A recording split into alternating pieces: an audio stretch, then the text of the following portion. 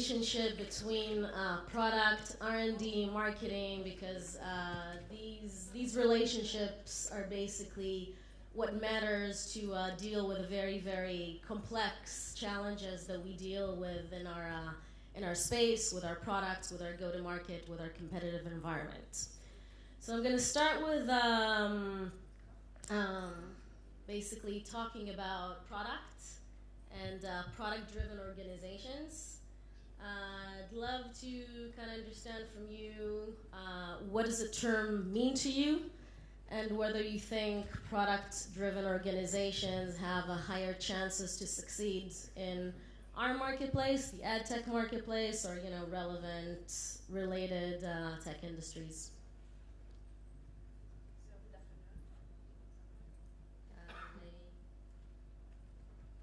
Try again.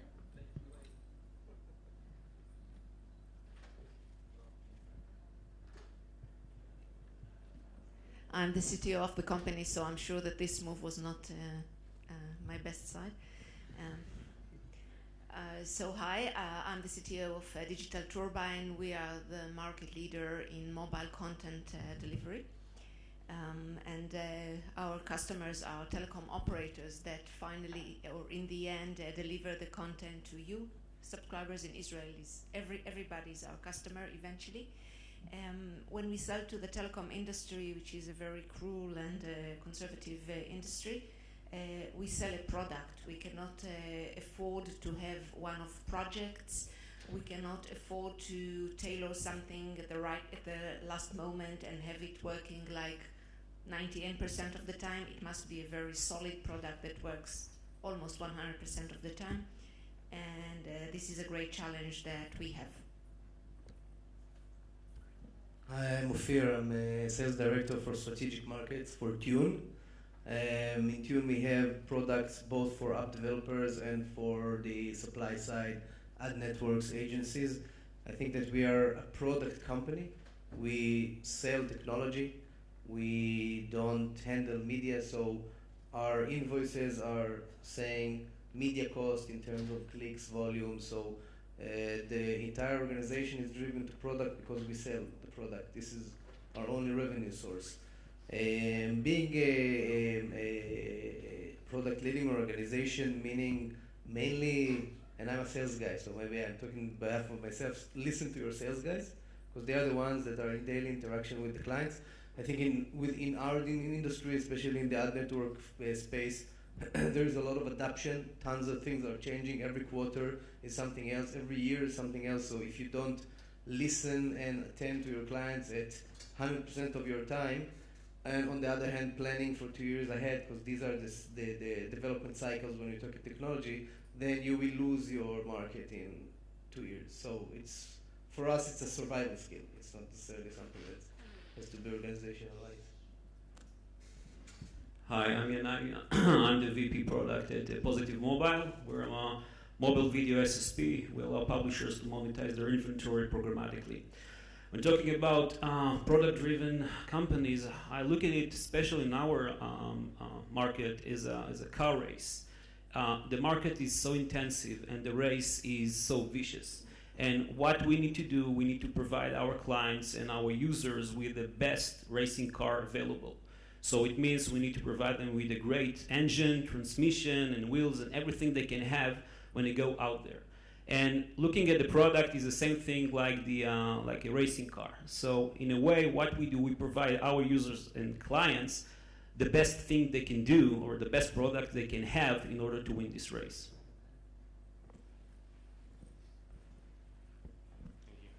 Hi, I'm Itai. I'm lead the front-end group development at Kaltura.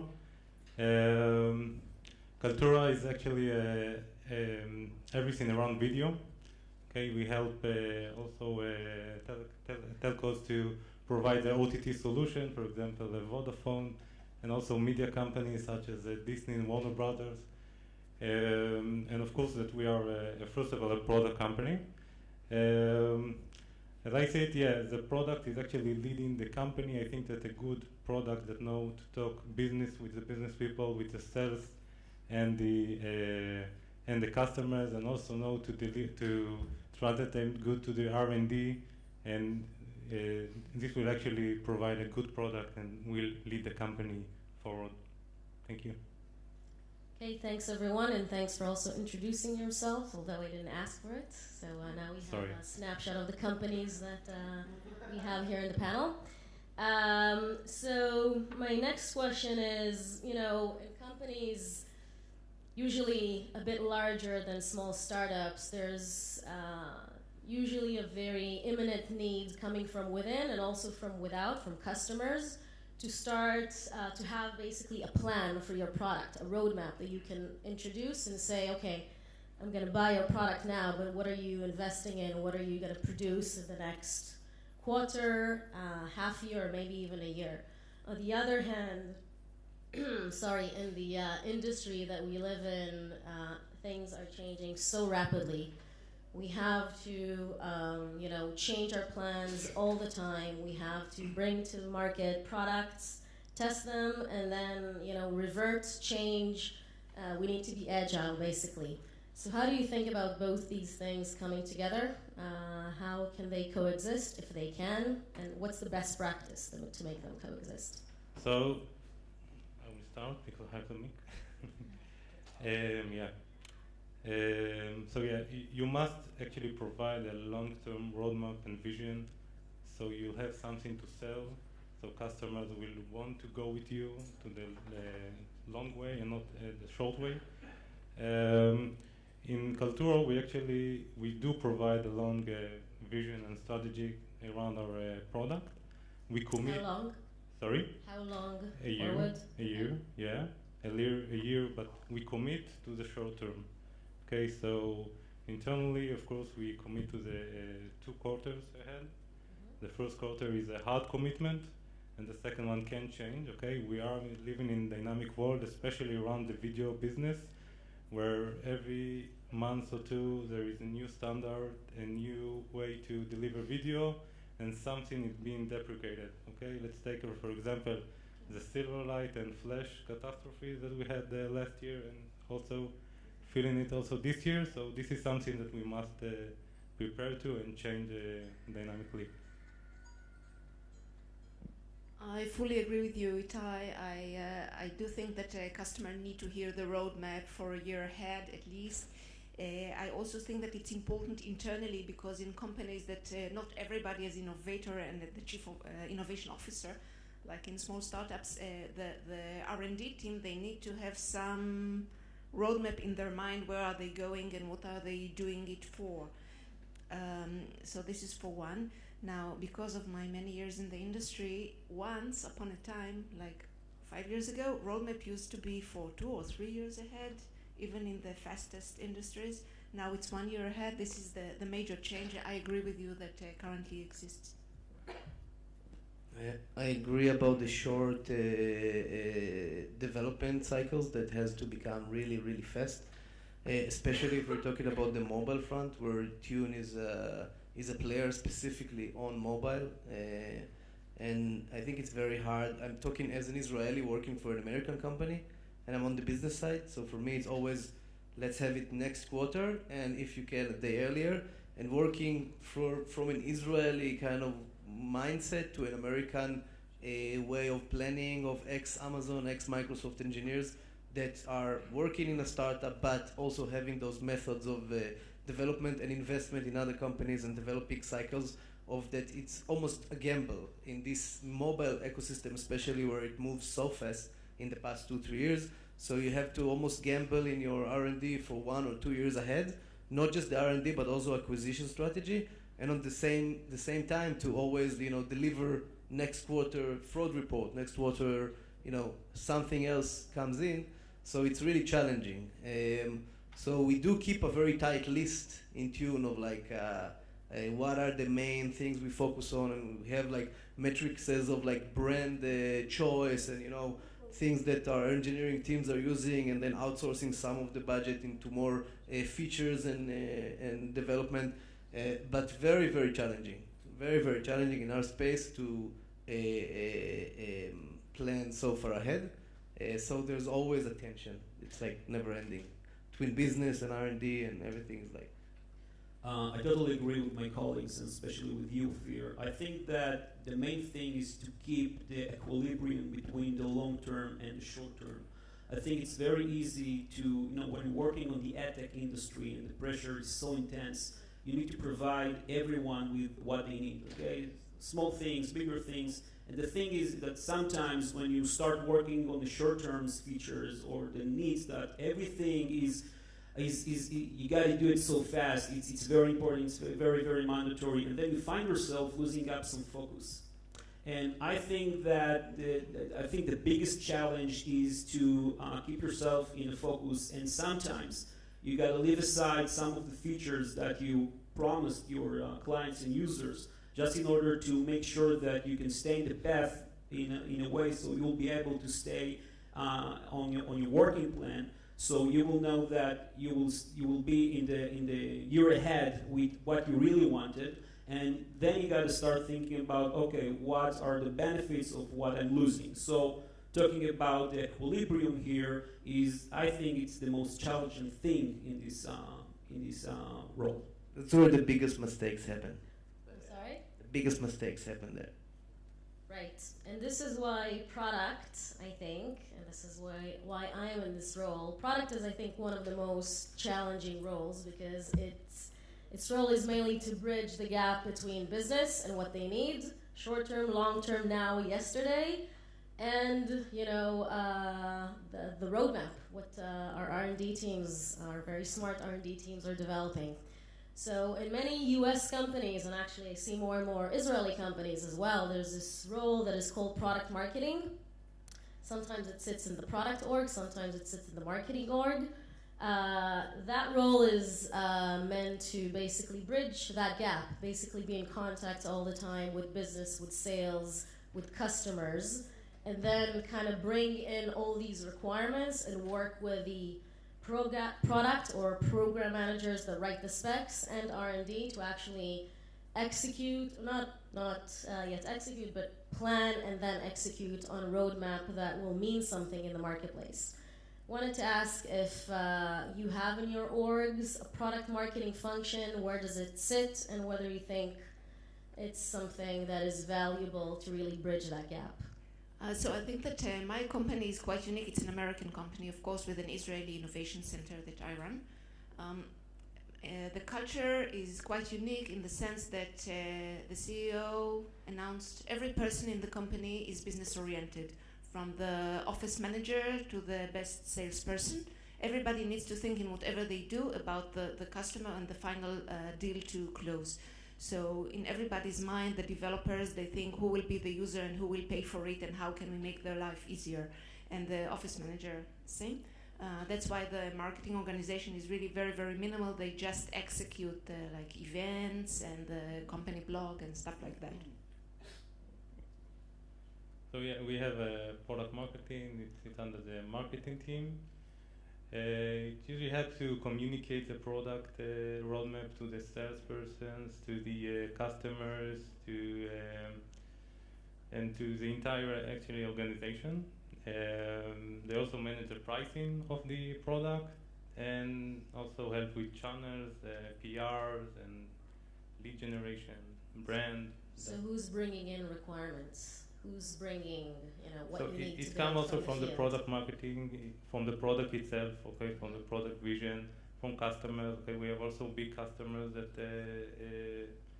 have a say in our roadmap.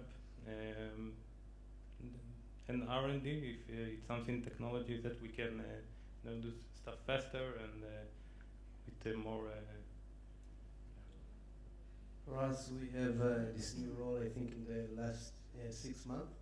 And in the beginning, I didn't know what they want. They wanted to talk to me for some reason, but now I understand, starting to understand what this role means. Basically, these are the guys that's supposed to be the anchor in the organization. It takes time to build the anchor because it has to be a personality.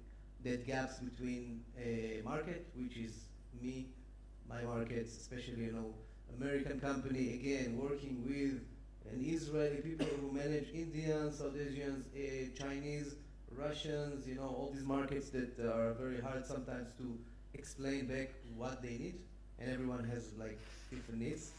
And then he's the one who should communicate everything to both sides. So my main goal is just to have him talking to as many people as possible. He's coming to Israel in a month. The UX team was here. Like, I'm engaging them with clients on a daily basis because they have to be the ones that communicating back to the R&D. Not an easy task, but I think it's important, especially like, specifically for Tune. I think something that they are building in the last 6 months or so. So interesting to see how that shapes up, because eventually the market, which is salespeople, always have the feeling that nobody listens to them, you know, back in the R&D back office. Yeah. So if it works well, then this is the bridge. So Okay, then come back to tell us huh? how it works. Yeah, best next time, I'll practices, tell you how it everything. Yes. We actually don't have this role because I'm doing it so well, on my side. And the thing is that I'm looking at it as like connecting all the dots. The thing is, what's important here is to leave aside everything you know about your product, although you're responsible for it. And to be honest, I think that one of the greatest features and ideas I got from the common users, okay? So the thing is, as I see it, is first of all to have a clear communication with all of your users, no matter what our levels are. And getting all the stories and all the pros and cons from them and sitting them, at lunch or the coffee spot or everything, not only on meetings, to try to gain all the information you can about it. And I was really amazed throughout the years to see how people, when they say something that they don't see it as something is so central, and once I start to connect all the dots, I started to understand that there's some other features, some stuff that I didn't even were aware of. And once I did it, and I told this guy, or never mind, I said, hey, you remember you told me this about half a year ago, this feature, it's on, it's great, it's making great ROI. And this is exactly what helps these users to encourage them to provide me with more ideas and more insights about the product. Okay. Okay, so we... But everyone know what are going to be the commitment for the next 6 weeks. We plan that we're doing a sprint planning with the product. We get all the requirements there. We give like high effort estimation on all, and we're trying to balance between the near customer commitments to the main product strategy. In addition, we also add some infrastructure stuff that we need to do in R&D. We try to save around 20 to 30% of bandwidth while in each sprint to make sure we handle this stuff. As for visibility, so yeah, it's visible to all the stakeholders in the company, of course, and everyone that needs to know about it. Is it know about it, or is it also have an option to impact? So the impact on the near future, like the next sprint, is mostly not doable. But the next one, of course, yeah, everyone can impact with their customers, and of course, at the end, it's a business goal which will get prioritized. So thanks, Itai, because same here, 6 sprints ahead planning, by chance, the same number.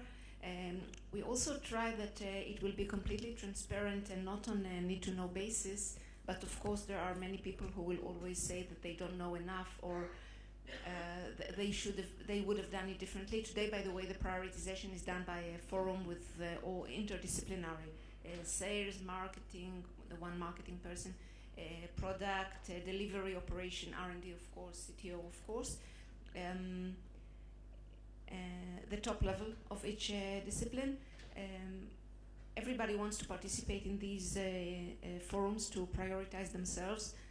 I understand it. However, when there is a very passionate team of programmers that really want to do refactoring of a certain amount of code, while Verizon is on fire because they really need this new feature, it's sometimes it's hard to communicate. Okay, Verizon comes first.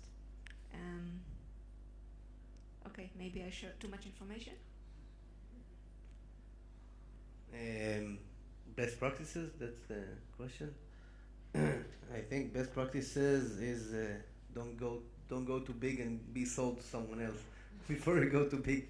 No, I'm just kidding. But I think in some point of a company life, like the size, the amount of clients and the size of the company ask for different decision-making processes, and that's always the challenge: how you stay agile when you go, when you grow in, in amount of clients, in scales, in volumes, and then in the process of R&D cycles, and that's where the challenge is. So you say success. So I would go and start asking where are we doing wrong, better than like what are the best practices. But We'll talk about that if you want. Yeah.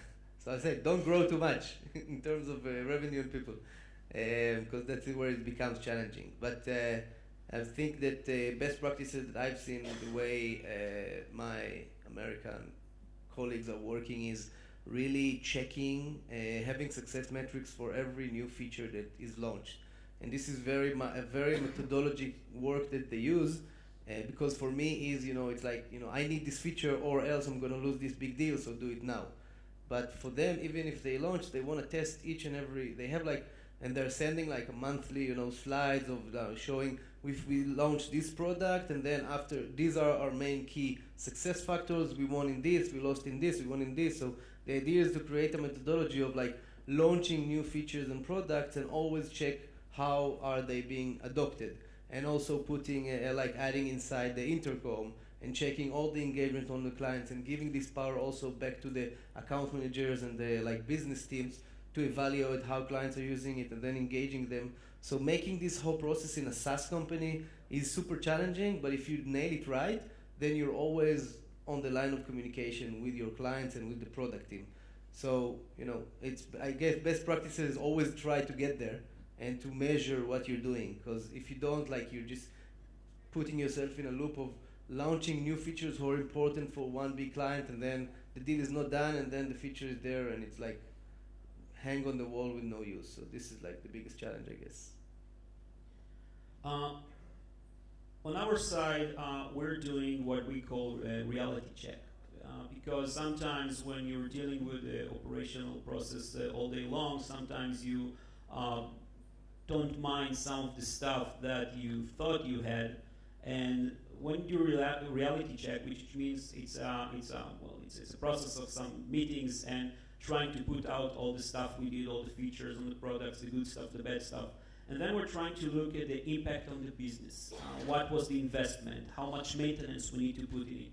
And then we give it some scoring in order to make sure that what we had in our mind in reality stand for the goals that it was made for.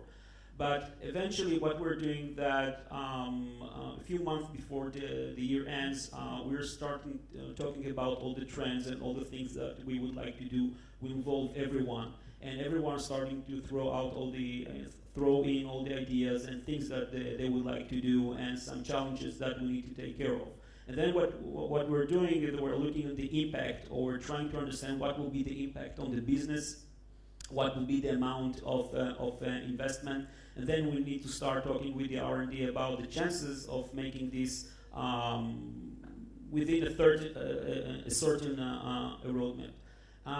At the end, I must say that if I'll take 100% of the ideas and features, eventually you're staying with about less than 15% of what you thought about, and out of this 15%, you need to take about 50% of what you were left with and try to make it happen.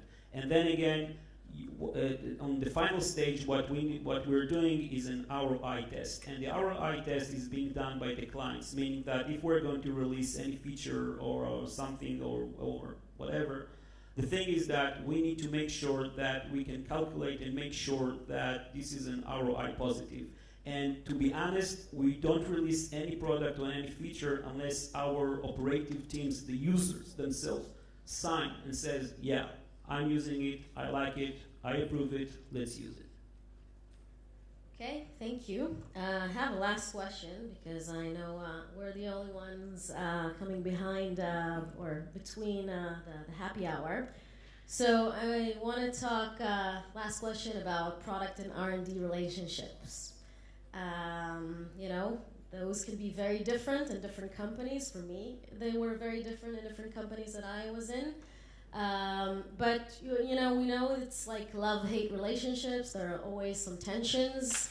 Love to know how you manage these tensions between, you know, new features versus infrastructure investments and tech debt that R&D is always worried about. How does it work in your org? Sure. So I will start maybe with the relationship, okay, between R&D and the product. So I think that in order to have a good relationship between the R&D lead and the product, it need to be mainly two aspects: trust and communication. Okay, so trust. I need to trust the product manager that he knows what we need to do the best in his best way to make the company move forward, and the product must trust the R&D that if, you know, infrastructure or factor or new technology need to be researched, then we need to give it time. Okay, because eventually the product decide what we are going to do, because he actually knows the business better and will. But again, the trust must be there, and the communication, of course, in all levels. Okay, product with the developers and with the R&D leads, and with the QA, of course. And also, you know, R&D need to understand the business perspective, and product need to understand the R&D technology perspective.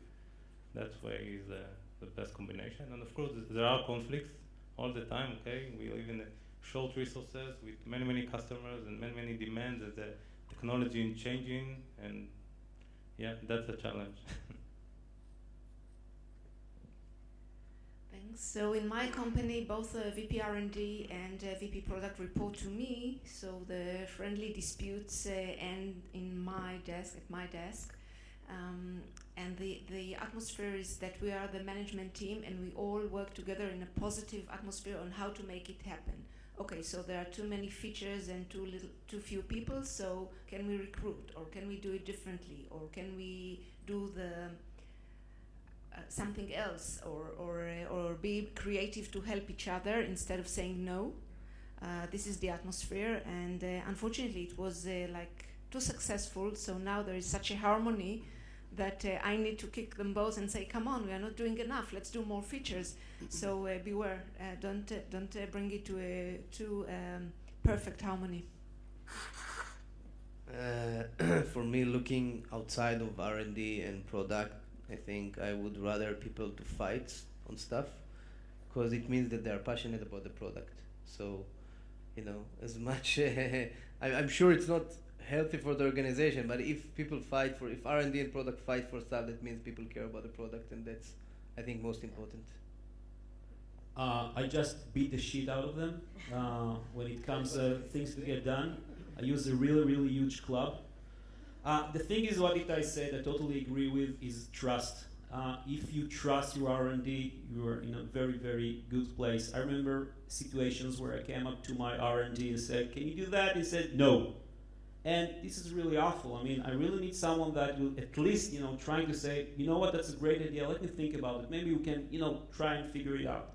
The thing about passion is very important. If you find yourself in a situation where you have an R&D, programmers, and the product together have the same passion of making something working, this is really important. I think that the third point will be a DNA.